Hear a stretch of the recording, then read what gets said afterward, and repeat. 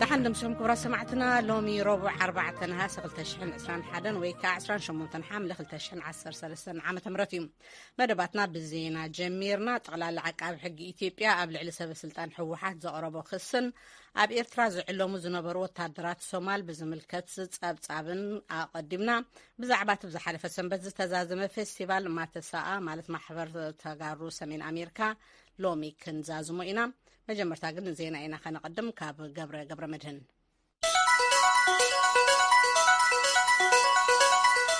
ناي تمسيو زينا كسمعكم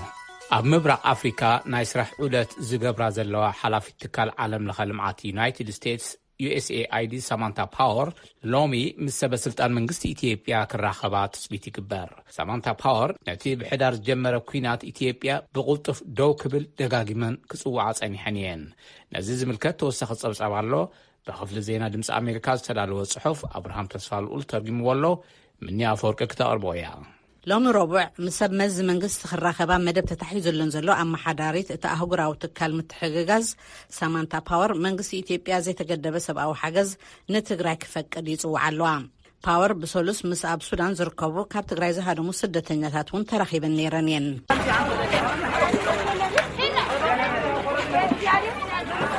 سامنتا باور دحرت عودت نغازيطنياتات ابزهابو قال مرغص منغست امريكا كلاتهم ابكينات ايد زلوهم حيلታት ተጻበኡታት አቋሪጾም አብዝ ማዓስከር ስደተኛታት ዘሎ ህዝብ ድማ ናብ ቤቱ ዝመለሰሉ መንገድ ምንዳዩ በሰንከዝ ኩይናት ክንደይ አሰቃቀ ግፍዕ ወሪዱ ህይወት ሚሊዮናት ድማ ተማዛቢሉ በቅጽበት ደው ክብል ኣለዎ ይብላ ሳማንታ ፓወር ንጋዜጠኛታት አብዝሃቦ ቃል ድሒረን ወን በትዊተር አብዝፈነው ተመሳሳሊ መልእክተን ኣብ ተመሳሳሊ ናይ ትዊተር መልእክት ድማ ይውስኻተን በዓልቲ ስልጣን እቲ ግጭት ከዓርፍ እንተኮይኑ ሓይልታት ሕወሓት ካብ ክልላት ኣምሓራን ዓፋርን ክወፁ ሓይልታት ኣምሓራ ድማ ካብ ምዕራብ ትግራይ ክወፁ ሰራዊት ኤርትራ ድማ ንእለቱ ንኢትዮጵያ ጠቕሊሎም ክገድፉ ዝብል እዩ በተመሳሳሊ ዜና ወሃብ ቃል ክፍሊ ወፃኢ ጉዳያት ኣሜሪካ ኔድ ፕራይዝ بسولس نغازيطنياتات ابزهابو مغلصي كلاتهم حيلታት ኣብቲ ኩናት ተጸሊ ዘሎ ከባቢ ንዘይ ተገደበ ሰብኣዊ ሓገዝ ከፍቅዱን ኣብ መንገዲ ትግራይ ዘሎ ዕግታ ክእለና ዘኻኺሮም ኣሜሪካን ሰብኣዊ ሓገዝ ክልል ትግራይ ዝውዕል ናይ 149 ሚልዮን ዶላር ሓገዝ ከምትህብ ዝሓልፈ ሰሙን ኣፍሊጣ ነይራያ ሓገዝ ኣብ እዋኑ ንኸይበጽሕ ዝዕንቅፍ ዘሎ ምትሕልላኽ ቢሮክራሲ ክእለን ናይ ሓገዝ ዝጸዓና መኻይን ዝዓለመ ምጥቃዕትታት ደው ክብልን እውን ወሲኹ የዘኻኽር መግለጽ መንግስቲ ኣሜሪካ ኣወሃሃዲ ህጹጽ ኩነታት ሕብራት ሃገራት ማርቲን ግሪፍስ بسولس أبدي سابان غازيطنياتات كم زنغرو 122 ናይ ጽዕነት መኻይን ንትግራይ ሰብ ኣውረዲት ንምብጻሕ ድልዋት ኣለዋ ነተዘሎ ጋግ ንምምላ ኣብ መዓልቲ 100 ናይ ጽዕነት መኻይን ናይ ምግቢ ሓገዝ ከም ዘድሊ ግን ኣወሃሃት ረድኤት ይዛረቡ እቶም ኣወሃሃት ነቲ ኩናት ኣመልኪቶም ፍጥነት ሓገዝ ዝጸዓና መኻይን ኣዝዩ ዝሑል ዘሎ ነዚ ኣክን ልውጡ ኣለና ዘይተደረተ መስመር መጓዓዝያ ምድሪ ክፍቀድ ካብኡ ሓሊፉ ድማ ብነፈርትና ንመቐለ ሓገዝ ከነብጽሕ ክፍቀደልና ኣለዎ ቀል ዓለም ዘይብሉ ቀንዲ መሰረታዊ ነገር ግን እቲ ኩናት ብቐንዱ ድማ ኣብ ሰሜን ኢትዮጵያ ዘሎ ኩናት ደው ክብል ኣለዎ ይብሉ ግሪፍስ ኣብቲ ኩናት ኢድ ዘለዎም በበይኖም ሓይልታት ንምዕጋትን ምትዕንቃፍን ሰብኣዊ ሓገዝ ኣመልኪቶም ኢድ ከወጣውጡ ጸኒሖም እዮም ፌደራላዊ መንግስትን ሰብኣዊ ሓገዝ ዝዓገተ ብወገን ትግራይ ዘሎ ሓይሊ ይኽብል ከሎ ንሳቶም ድማ እቲ ጸገም መንግስቲ ምዃኑ ይምጉቱ ኣብ ትካል ኣህጉራዊ ምትሕጋዝ ዝሰርሕ ላዕለዋይ በዓል መዚ ዝሓለፈ ሰሙን ኣገልግሎ ዜና ኣሶሺየትድ ፕረስ ከም ዝተዛረቦ እቲ መሰረታዊ ዕንቅፋት ፌደራላዊ መንግስቲ እዩ ናይ ዩናይትድ ስቴትስ ሚኒስተር ጉዳያት ወጻኢ አንቶኒ ብሊንከን لما عن ربع مسقدماي مينستر السودان عبد الله حمدوك كم تزراربو وهاب قالت مينستري نيد برايس قاليصام وتدراوي رسمي ناب كلات امحاران عفارن مسفحفاح بزملكت اب كلل تግራይ ናብ ኣሰይ خيل بزعبا زلو سبعاي كونتاتن وتادرات ኤርትራ ናብ ኢትዮጵያ ዳግም ይኣቱ ኣለው ዝብሉን ኩሎም ኣብ ዘባዊ ምርጋ ተጽዕኖ ዘለዎም ናይ ሓባር ሻቆለቶም ተዘራሪቦም ኣለው አንቶኒ ብሊንከንን ሓምዶክን ኩሎም ወገናት ናይ ኢትዮጵያ ሓድነት ንምሕላውን ረድኤት ናብ ዘድልዮም ሰባት ሙሉእ በሙሉእ ሰብኣዊ ተበጻሕነት ክረጋገጽን ተኽሲ ጠጠው ንምባል ናብ ድርድር ከኣቱ ሓቃፊ ፖለቲካዊ ልዝብ ከካይዱ ንምትብባዕ ተሰማሚዖም ኣለው እቶም ሚኒስተር ወጻኢ ጉዳያትን ቀዳማይ ሚኒስተርን ኣብ ሱዳን ዴሞክራሲን ምስፋሕን ርክባት ዩናይትድ ስቴትስን ሱዳንን ንምሕያልን ተዘራሪቦም ኣለው ይብል መግለጽ ወሃብ ቃል ኔድ ፕራይዝ ፌደራል መንግስት ኢትዮጵያ ሰለስተ ዓለም ለኸ ትካላት ረድኤት ንሰለስተ ኣዋርሕ ኣብ ኢትዮጵያ ከይንቀሳቐሱ ምእጋዱ ፍሊጡ ንሽዱሽተ መዓልታት ኣብ ኢትዮጵያ ዑደት ከካይዱ ዝቐነዩ ናይ ሕቡራት መንግስታት ኣተሓባሪ ሰብኣዊ ጉዳያትን ህጹጽ ረድኤትን ማርቲን ግራፊትስ ንረድኤት ትካላት ብኣድላዊነት መኽሳስ ሓደገኛ እዩ ኢሎም ኣለዉ። ትማሊ ጋዜጣዊ መግለፂ ዝሃቡ ማርቲን ግራፊትስ ንሕወሓት የዳልው እዮም ዝብል ክሲ ሓደገኛ እዩ ክብሉ ገሊጾም ኣለዉ። ዝተኣገራ ትካላት MSF ሆላንድ፣ ኖርዌጅን ሬፊጂ ካውንስልን አልማክቱም ፋውንዴሽንን ዝተብሃላ ናይ ወፃኢ ትካላት ምዃነን ተፈሊጡ ኣሎ። ካብ ዝተኸሰሱሎም ተግባራት ናይ ሓሶት መረዳእታ ብማሕበራዊ ሚድያን ካልኦት ሜላታትን ምዝርጋሕ፣ ፍቓድ ዘይተዋሃቦም ናይ ወፃኢ ዜጋታት ናብ ሃገር ብምእታው ንልዕሊ 6 ኣዋርሕ ቆፂሮም ምስራሕ፣ ፍቓድ ዘይተዋሃቦም ናይ ሬድዮ መራኸቢ ናብ ውሽጢ ሃገር ምእታውን ዝብሉን ይርከብዎም። ብኻልእ ወገን ድማ ትማሊ 27 ሓምለ ሰብኣዊ ረድኤት ዝፀዓና 157 መካይን መቐለ ምእታውን ተፈሊጡሎ ይብል ጸብጻብ አዲስ ቸኮል ካብ ድሬዳዋ።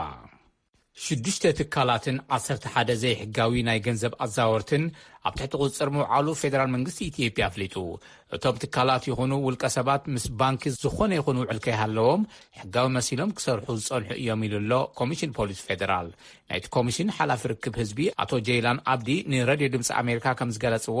እቶም ውልቀ ሰባት ኮኑ ትካላት ይንቀሳቐሱ ዝነበሩ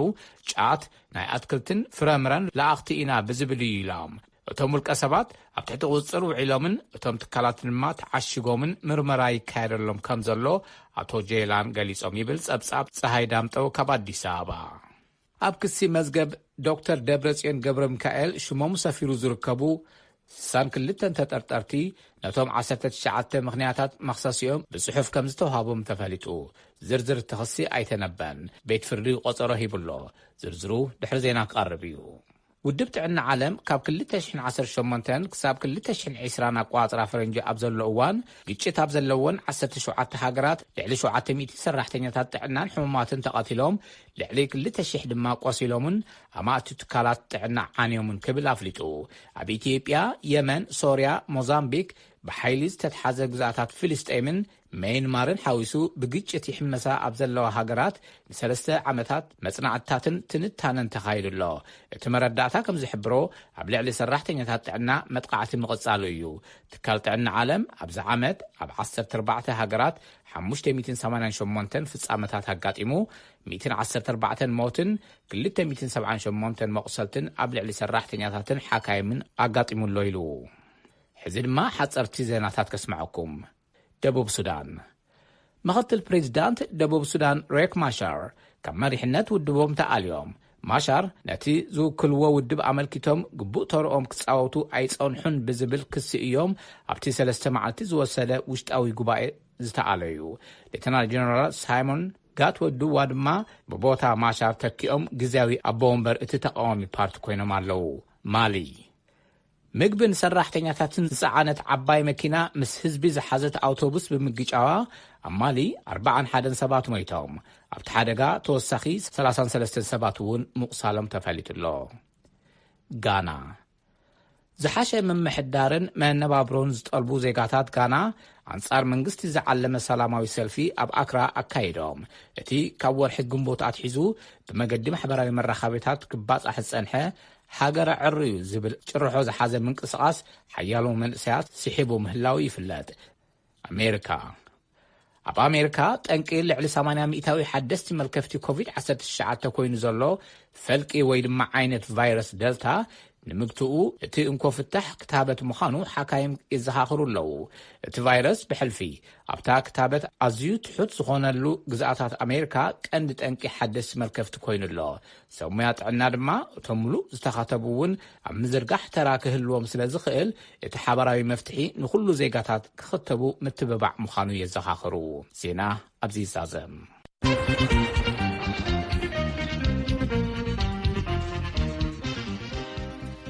ዜና ከቕርበልና ጸልሐ ገብረ መድህን እዩ። ዘተኣናግደኩም ዘለኹ ወይ ከዓ ምሳኹም ዘለኹ ከዓ ምኒ ኣፈወርቂ ነመስግነካ ገብረ። እዚ ሬድዮ ድምፂ ኣሜሪካ እዩ። ድሕሪ ዜና ናብ ዘሎ ምድላትና ቀድመ ምሕላፍና ናይ ፕሮግራም መላለይ ኣለና።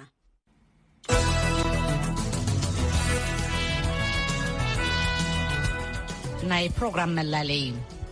ሕርሻ ትግራይ ካብ ባህላውን ጥንታውን ኣተሓራርሳ ናብ ዘበናዊ ኣገባብ ንኽሰጋገር ክሕግዝ ዝተባህለሉ ዘበናዊ ቴክኖሎጂ ንምትእትታው ዝነጥፉ 3 ሰባት እዮም ናይ ሎሚ ቀዳምን ሰንበትን መደብ ሕቶን መልስን ኣጋይሽና ነበርቲ ሽወደን ኣቶ ወርቅነህ ግርማ ኣቶ ኣሎኒያስ ስብሃቱን ኣቶ ጀማል ነጋሽን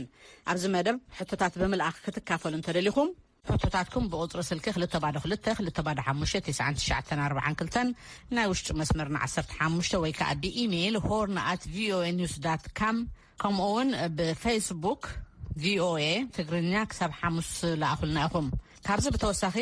ካብ ስቱድዮ ደው ኢልና ሕቶኹም ንኽንቅበለኩም ድልየት ዘለኩም ሰማዕትና ቁፅሪ ስልክኹም ብኢሜይልን ብፌስቡክን ኣቢልኩም ለኣኹልና ሬድዮ ድምፂ ኣሜሪካ ኣገልግሎት ቋንቋ ትግርኛ እዚ ሬድዮ ድምፂ ኣሜሪካ እዩ ዝቕፅል ጸብጻብና ከዓ ኣብ ክስ መዝገብ ዶክተር ደብረጽዮን ገብረ ሚካኤል ሽሞም ሰፊሩ ዝርከብ 62 ተጠርጠርቲ ነቶም 19 ምኽንያት መኽሰሲኦም ብጽሑፍ ከም ዝተዋህቦም ተፈሊጡ ዝርዝር እቲ ክስ ግን ኣይተነበበን ቤት ፍርዲ ቆፀራ ሂብሎ ንጸብጻብ መለስካቸው ኣምሃ ሰራፍሳይ ክተቕርቦ እያ በዓል ዶክተር ደብረጽዮን ገብረ ሚካኤል አቶ ስብሓት ነጋን ወይዘሮ ኬርያ ኢብራሂምን ዝርከብዎም 62 ተጠርጠርቲ ዝሓዘ መዝገብ ክሲ ነቶም 19 ምኽንያት መኽሰሲኦም ብጽሑፍ ተዋሂብዎም ካብቶም 62 እቶም 21 ኣብ ቤት ማእሰርቲ ዝርከቡ ኮይኖም እቶም 2 ትማሊ ኣብ ዝዋዕላ መጋባእያ ኣይተረኽቡን እዚ ዝኾነሉ ድማ ሽም ዝርዝር እቶም 2 ተጠርጠርቲ ነቲ ቤት ማእሰርቲ ስለ ዘይበጽሑ ይክብሉ ማዕኸናት ዜና መንግስቲ ገሊጾም እቶም ዝተረፉ ተጠርጠርቲ ዘይቀረብሉ ምኽንያት ግን መስቲ ኣብ ክልል ትግራይ ዘሎ ጸጥታዊ ኩነታት ተታሒዙ ምዃኑ ኣብቲ እዋን ተገሊጹ እዩ ኣብቲ ትማሊ ዝዋዕለ መጋባእያ መዝገብ እቲ ክሲ ዘይተነበበሉ ምኽንያት ዋላ እኳ እቲ ቤት ፍርዲ እንተዘይገለጸ መንነት ተኸሰስቲ ከረጋግጽን ጉዳይ እቶም ዝተረፉ ተኸሰስቲ ድማ መዓልቦ ስጋብ ዝረከብ ተባሂሉ ምዃኑ ኣብ ዝቕጽል ቆፀሮ መጋባእያ ክንበብ ቤት ፍርዲ ትእዛዝ መሃቡን ጠበቓ ተኸሰስቲ ኣቶ ሃብቶም ከሰተ ንቪኦኤ ተዛሪቦም ኣብ ላዕለዋይ ጠበቓ ሕጊ ፌደራል ምክትል ዳይሬክተር የሱያት ተበጀውን ተመሳሳሊ መልሲኦም ሂቦምና ስጋብሎም ኣብ ዝነበረ ኸይዲ ፍርዲ ዘጋጠመ ጸገም እንተሎ ቪኦኤ ንዘቕረበሎም ሕቶ ጠበቓ ተኸሰስቲ ኣቶ ሃፍቶም ከሰተ ከምዚሎም አሁን ገና ነው ወደ መደበኛው ካብ ዝተታሕዝሉ ወርሒ ጥሪ ጀሚሩ ገና ሕዚኡ ናብ ስሩዕ ከይዲ ክስኣት ኢና ዘለና ስጋብሎም ኣብ ዝነበረ ኩነታት ኣዝዩ ከቢድ ዝተፈላለዩ ጸገማት ዝረኣናሉኒ ነይሩ ብኣዋህባት ትእዛዝ ኣመራርሓ መጋባእያ ብዙሕ ጸገም ዝነበሮን ምስ ግዜ ቆፀሮ ተታሒዙ ዝነበሩ ጸገማት ኣብ ዝተፈላለዩ እዋናት ተቃውሞታትና እናገለጽና መጺና ኢና ንኣብነት ሓደ መርኣያ ዝኸውን ሓደ ዳኛ ንእዋን ቆፀሮ ግዜ ን3-4 ወርሒ ምስኡ ጸኒሕና ተመሊሱ ኣብ ላዕለዋይ ቤት ፍርዲ ባዕሉ እቲ ዳኛ ተሰይሙ ትርኢ ካብ ኣሰራርሓ ወጻኢ እዩ ዝተፈላለዩ እዮም ክኾኑ ዝግባእ እቲ ዳኛ ንኽልዓል ብዙሕ ኸይድና ጠሪዕና ዝተፈላለዩ ሕገ መንግስታዊ ሕቶታት ዘልዕሉውን ኣለዉ እዮም ዝበሉ عقاب حق فيدرال أبز خصي كاب 5400 زينقاسو መረዳእታታት ሰነድ ዘቕረበ ኮይኑ ኣብቲ ናይቲ ማል መጋባእያ ግን ብሕጽረት መወህለል ዳታ ወይ ድማ ፍላሽ ዲስክ ዘቕረቦም መረዳእታታት ከም ዝነበሩ ተገሊጹ እዚ ከም ዝበለ ምኽንያት ኣብ መሰል ተኸሰስቲ ምድንጓያት ኣይፈጥር እንዶ ንዝብል ሕቶ ቪኦኤ ኣብ ላዕለዋይ ዓቃቢ ሕጊ ፌደራል ምክትል ዳይሬክተር ዝተወደቡን ጆብ ተሳገርትን ገበናት የስያት ተበጀ ክምልሱ ከለው ይሄ እኮ ያከራከረ ጉዳይ አይደለም ምንድነው ያጋጠመው ፍርድ ቤቱ በፍላሽ ማስረጃነት የምናቀርባቸው እዚ ዘካትዕ ጉዳይ አይኮነን እቲ ዘጋጠመ ጉዳይ ናብ ቤት ፍርዲ እናቀርቦም መረዳእታታት ተኸሰስቲ ኣብ ዝተፈላለዩ እዋናት ምስ ዝተፈላለዩ መራኸብቲ ማዕከናት ዝገበርዎም መደረታት እዮም እዚኦም ትማልና መጋባእያ ይቀረቡን እቲ ትማሊ ዝነበረ ቆፀሮ መንነት ተኸሰስቲ ዝረጋገጸሉ እዩ ነይሩ ናብ ምስማዕ መረዳእታ ይተኣተወን እዚኦም ዓይነት መሰኻኽር ምስማዕ ዝጅምር ነዊሕ ግዜ እዩ ዘሎ ኣካይዳ ቤት ፍርዲ ፌደራል ስለዝኾነ ብዙሕ ፍላሽ ይዘድሊ እቲ ኽትዕውን ገና ኣብ ምጅማሩ ስለዝኾነ ብዙሕ ጉድኣት ዘብጽሕ ኣይኮነን ንሳቶም እውን ዘለዓልዎ ሕቶ የለን ኣብቲ መጋባእያ ዘይቀረቡ ተኸሰስቲ ኣለዉ ኣብ ዝቕጽል ቆፀሮ ክቐርቡ እዩ ኣዚዙ እዮም ዝበሉ ኣብቲ ትማሊ ዝወዓለ መጋባእያ ቅድሚ እቲ ዝቕጽል መዓልቲ ቆፀሮ ዓቃቢ ሕጊ እቶም ዝተረፉ መረዳእታታት ብቤት ጽሕፈት ኣቢሉ ከቕርብ እዩ ኣዚዙ ኣብ ካልኦት ጉዳያት ትእዛዝ ንምሃብን እቲ ክስ ንኽንበብን ን11 ሓምለ 2013 ቆፀሮ ሂቡ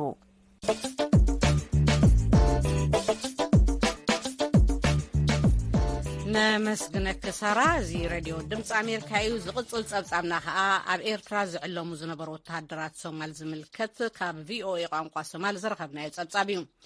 ኣብ ኤርትራ ዝዕለሙ ዝነበሩ ወተሃደራት ሶማል ንኹነታቶም ኣመልኪቶም ምስክርነት ይህቡ ኣለዉ ብዛዕባ ኣብ ኤርትራ ወተሃደራዊ ስልጠና ዝቐሰሙ ዘለዉ ሶማላውያን ነዊሕ ክዘረብ ጸኒሑ እዩ እዚ እናሃለወ ግን ቁጽርቶም ሃዲሞም ነቲ ማዓስከራት ዝገደፉ ወተሃደራት ይበዝሓሎም 3 ካብ ተዓሊም ዝሃደሙ ወተሃደራት ነበር ንኣገልግሎት ቋንቋ ሶማል ድምፂ ኣሜሪካ ተዛሪቦም ኣለዉ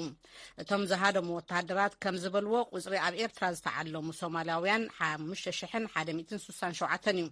ካልኦት ንጸጥታን ውትድርና ነቲ ከባቢ ኣመልኪተን ዝሰርሓ ትካላት ግን እቲ ኣሃዝ ካብኡ ከም ዝዓቢአን ዝምጉታ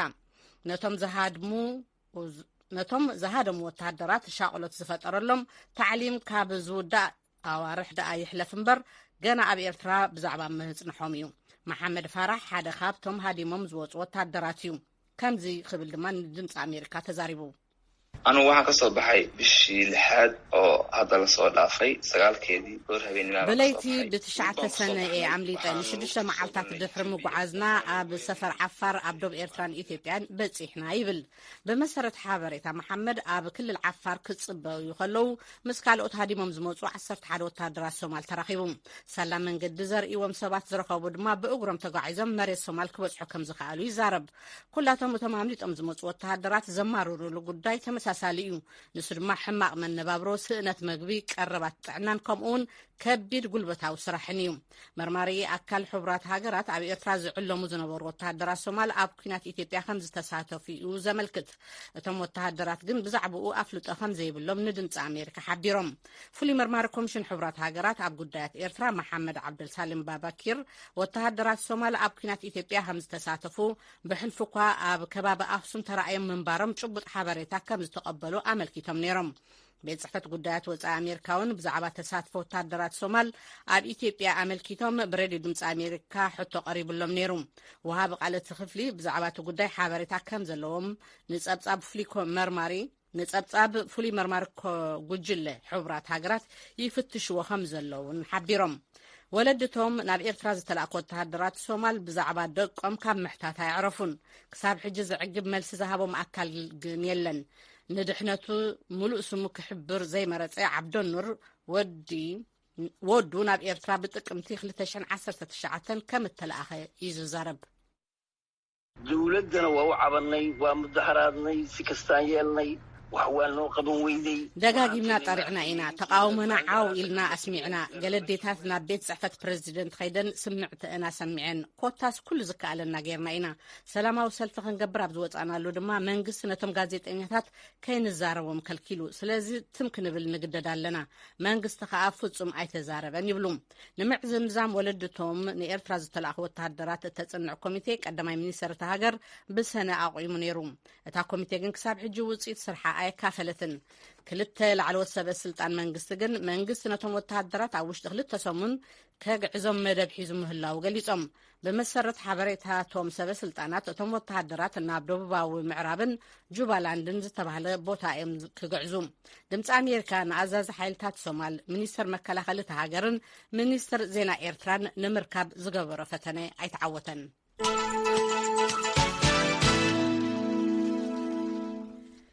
ازي راديو دمص امريكا يو ناب فلي مدلاونا اينا نحلف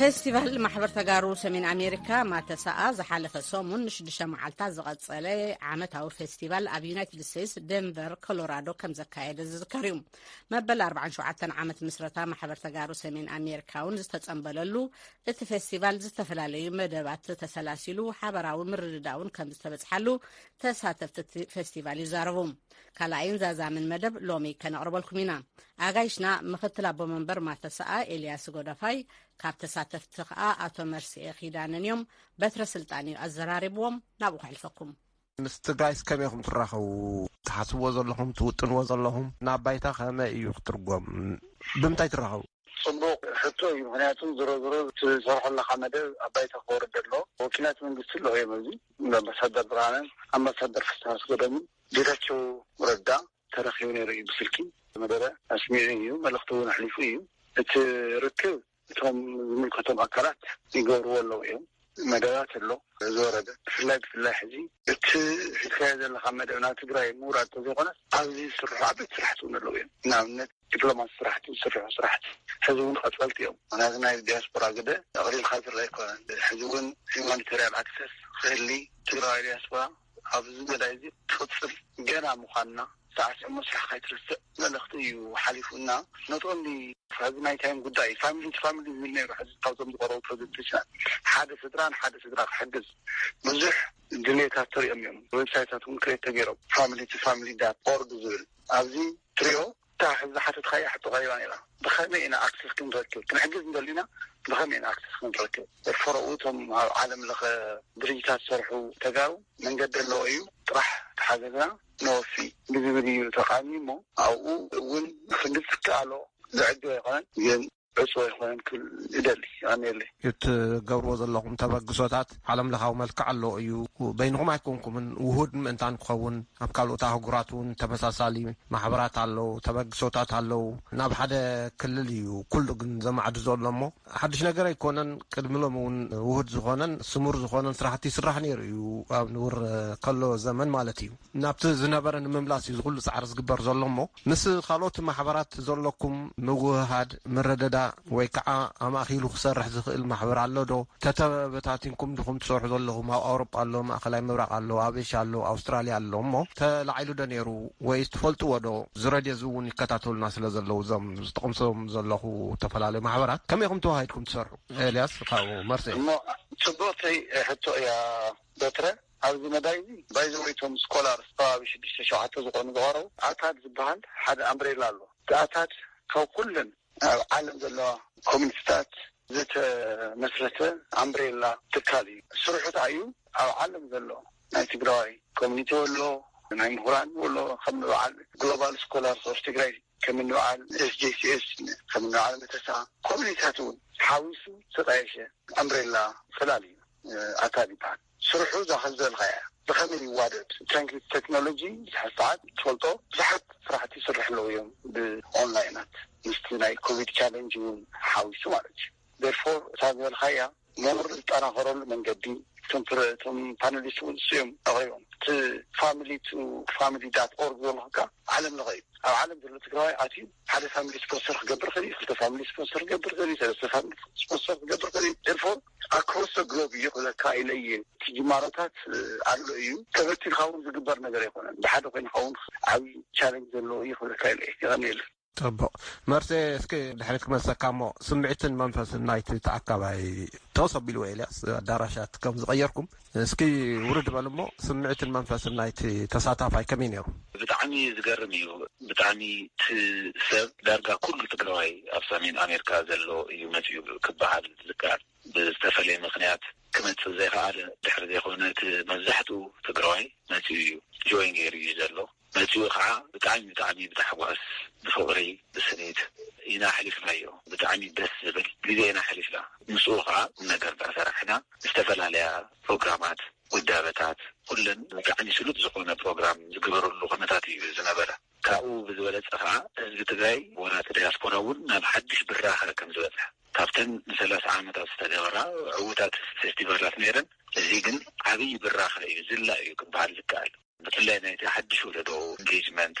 زلوهم تساعدفو إنرجي كتريك اللغة حدش عبي بالراحة يكبهان زكال سلذي مساعي تقراي بزح تسفا فنان زلوه سلذي بتعني عوتي يكبهان زكال خالي مستعان في زحات كان يستيك بلاز دلي زحات ودابتات اللو عين بزح نشيتي سلو نعاتون كورنت كقبر تبعيلو عتار تتعيشيو السحاء تبو زخونة لزم كهلو ناي العما اللاين كهلو ناي سلاح ريدندنسي كهلو عم مقبار تبو أستوى غيري خالي بتعني تبو زخونة نقد نريون كمنقسنا ونزمتنا كابل علي نتحتي زخونة أوردر كهونسي بنات الندخل ودابك سرح بتيزلو إنيشيتيف كسرح منقسي حد ستيك هولدر كم زخونة مبر عزازي كم زخونة تلمي منقسي وكالتي ونزقل تسلا معدتي ስለዚህ በዚህ መልኩ ሁሉ ስቴክ ሆልደር ዝኾነ ኢኒሺየቲቭ ዝሓዘ ወበዝ ተወደበ بسمرات مس መንግስቱና ተላዘበ ሰፈሉ ኩነታት ይዘሎ ስለዚህ ብጣዕሚ ተስፋ ዘለዎ ነገራት ኢና ሪዘለና ናይቲ ፌስቲቫል መንፈስውን ንዑ ዘሪ ብጣዕሚ ዕውት ዝኾነ ነይሩ يقنيلك مبزحتو تግራዋይ ኣብ ዲሲን ከባቢኣን ዘሎ ዝተለመደ መድረኸውን ዲሲ ነይሩ ንምንታይ ደንቨር ወሲድኩሞ ጽቡቅ ምናልባት ከዚ ፍላጥ ገዳሲ ይመስለኒ ዩዥዋሊ ፌስቲቫላት ከተማ ኣቀዲመን እየን ዝንገረን ሕዚ ደንቨር ዓመት ተኽብር እዩ ዝግባእ ነይሩ እቲ ፌስቲቫል ማለት እዩ ኮቪድ ስለዝመፀብን ተዘሪሎም ማለት እዩ ተርፎራ ህዝሎም ዓመት መጽ ከለና ግድን እዩ ሳቶም ስለዚ ይኸርናን ሓይና ክነኽሮ ብስሩን ብኸም እዩ ውሳነ ሓሊፉ ወስለ ፀንሐ ግድን እዩ ግን ካብ ዲሲ ዘይናዓስ ዓበይቲ ስራሕቲ እዮም ተዘሪሖም ኢንክሉዲንግ ሰላማዊ ሰልፊ እውን ዓርቢ ካብ መላእ ዓለም እዩ መፅኡ ባይዘወይቲ ሰብ ካብ ካናዳ ኣሜሪካ ጥራት ዝኾነት ካብ ኣውሮፓ ዝመፁ ነይሮም ካብ ጃፓን ከይተረፈ እውን ዝመፁ ነይሮም እና ክግበራ ዝግበአን ብግፅ እዩ ዲሲ ዓብዪ ከተማ እዩ ማእኸል ናይ ፖለቲካ ስሕበት ከተማ ምዃኑ እውን ይግበር እዩ ግን ዚኣ ተወሲና ፀድሓን ስለ ዝኾነት ኣብ ደንቨር ተገበረትሉ ምክንያት ሕዚ ስዒዱ ከመቕፅበት ተወሰነ ውሳነ ተዘይኮነስ ቅድሚ 2 ዓመት ተወሲኑ ብሰንኪ ኮቪድ ተዘሊሉ ሕዚ ድማ ክትግበር ስለ ዘለዋ እያ ተገይራና ብኣተር ኣያ ፅቡቅ እዩ ራይ ትደርፉ እውን ኣይጎደለኩምን ኣይወሓደኩምን ስነ ጥበባውያን ኣባ ምናልባት ክተቕሰልካ ዝደሊ በትረየ ከባቢ 22 ኣርቲስት እዮም ተሳቲፎም ብውልቆም ማለት እዩ ብኩሉ ወፃኢ ባዕሎም ክኢሎም ንመኸተ ተሳትፉ ምዃኑ ብዓብዚ ሓደ ማት ሙዚቃ ግዜ ብዝግጥም መልክዑ እዩ ተኸቢሩ ብንግረ መንገደይ ስለ ዘልዓልካዮም ብምሎምቶም መስታት 22 ዝኾኑ ኣርቲስታት ዝገበሩ ተሳትፎ ዓብዪ ስለ ዝኾነ ከምስክኖም ፍቱ ይቐኒየሉ ጥቡቅ ሽም እውን 22 ፀውዑ ላይ እንተበልክኹም ናይ ገሊኦም ሽም ከይተኽርፍ ምእንታን ይትረፍኩም ከይትበኣሱ እሞ ብኣይ ወዲ ኣለኹ ዘይተጠቐሰሎ እንተኮይኑ ሓደ ሓደ ዕድል ክበኩም እሞ ብኡ ንብሎም ንክንዛዝ እሞ መርሴ ንሽ ኣነለይ በትራ ያው ተጋሩ ነቲ ፌስቲቫልና ዕውት ገይርና ኢና ኣብ ሰሜን ኣሜሪካ ነብር ተጋሩ እቲ ዝጀመርናዮ ናይ መኸታ ቃልሲ ክንቅፅለሉ ከም ዝግባእ ዝበለጠ ኣጠናክርና ክንቅፅል ከም ዝግባእ ከተሓሳስብ እየ ዝደሊ ካብኡ ዝተረፈ ግን ብጣዕሚ ዕውት ፌስቲቫል ስለ ዝገበርና ነቶም ኣዳለውቲ እውን ከመስግን ተህዝቢ ከዓ እንኳዕ ስበረካ ክብል ይፈቱ ይቐኒየለይ ኤልያስ ኣነ እውን ከምታ መርሴ ዝበላ ኩሉ ትግራዋይ ዋላ ዝመፀ ዘይመፀ እውን ኩሉ ዓብዪ ኣስተዋፅኦ ገይሩ እዩ ናይ መኸተ ፌስቲቫል ብስሙር ክሓልፍ ደንቨር እውን ቶም ሆስት ዝገበርና ከተማ ጨንፈር መተሳ ብጣዕሚ ከመስግኖም ፈቲ ካብ ዝግመት ንላዕሊ እዚ ስለ ዝመፀና ተጓዮም ብህፁፅ እዩ ኣብ 12 ሰዓት እውን ኣይመልእን ናይ ኣዳራሽ ለውጢ ክንገብር ምስ ወሰና ተጓዮም ረኪቦምና ዓበይቲ ስራሕቲ እዮም ገይሮም እውን ግዜኩም ስለ ተዘራረብኩምና እግረ መንገደይ ብኤልበትረን ከመስግነካ ፈቲ ተስፋ ገበር ድማ ኣብ ካልኦት ከምዚኦም ዓይነት ናይ ህዝባዊ ንጥፈታት ተራኺብና ክንዛዘብ ይቐኒየለይ ኩል ፈቲ ተጊመ ክብረት ይሃበለይ ኤልያስ ክብረት ይሃበለይ መርሴ ጋይሽና ስለ ዝኾንኩም ካል መዓልቲ እውን ዓዲምና ክንዘራረበኩም ኢና ይቐኒየለይ ይቐኒየልና ብሩኽ መዓልቲ ይቐኒየልና በትራ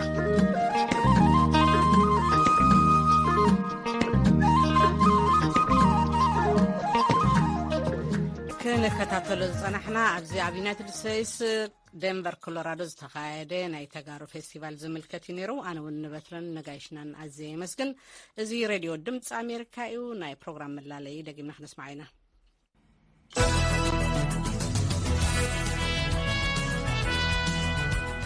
ናይ ፕሮግራም መላለይ ሕርሻ ትግራይ ካብ ባህላውን ጥንታውን ኣተሓራርሳ ናብ ዘመናዊ ኣገባብ ንክሰጋገር ክሕግዝ ዝተባሃለሉ ዘመናዊ ቴክኖሎጂ ንምትእትታው ዝነጥፉ 3 ሰባት እዮም ናይ ሎሚ ቀዳምን ሰንበትን መደብ ሕቶን መልስን ኣጋይሽና ነበርቲ ሽወደን ኣቶ ወርቅነህ ግርማ ኣቶ ኣሎኒያስ ስብሃቱን ኣቶ ጀማል ነጋሽን ኣብዚ መደብ ሕቶታት ብምልኣኽ ክትካፈሉ እንተደሊኹም ሕቶታትኩም ብቁፅሪ ስልኪ 222-59942 ናይ ውሽጢ መስመርና 15 ወይ ከዓ ብኢሜይል horn@voanews.com ከምኡውን ብፌስቡክ VOA ትግርኛ ክሳብ 5 ለኣኹልና ኢኹም ካብዚ ብተወሳኺ ካብ ስቱድዮ ደው ኢልና ሕቶኹም ንኽንቅበለኩም ድልየት ዘለኩም ሰማዕትና ቁፅሪ ስልክኹም ብኢሜይልን ብፌስቡክን ኣቢልኩም ለኣኹልና ሬድዮ ድምፂ ኣሜሪካ ኣገልግሎት ቋንቋ ትግርኛ بزنبار نايلوم يربع حفشاو مدلواتنا فتصيمنا لنا صباح حاموس كساب نرخبكم من أفورك أمس كل مسارحتي سلام ليتي قدمي إيردن منابات فتونا ومدباتنا زحالفكم تلو آتيكم خسمعون تلديكم تقرنيا.voanews.كاملكم ويكا فيسبوكن أبي يوتيوبن آتيكم كتسمعوا خمت خلوها نحبركم نفتو مبار دحان حضروا صباح حساب نرخبكم سلام ليتي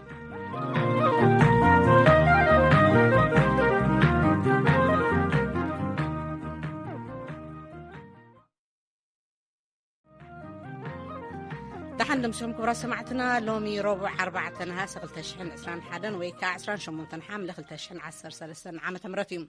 مدباتنا بالزينة جميرنا تقلال عقاب حق إثيوبيا قبل على سبب سلطان حوحات زقربوا خصن أب إرترا زعلومو زنبرو تادرات الصومال بزملكت صابن قدمنا بزعبات بزحالة فسنبز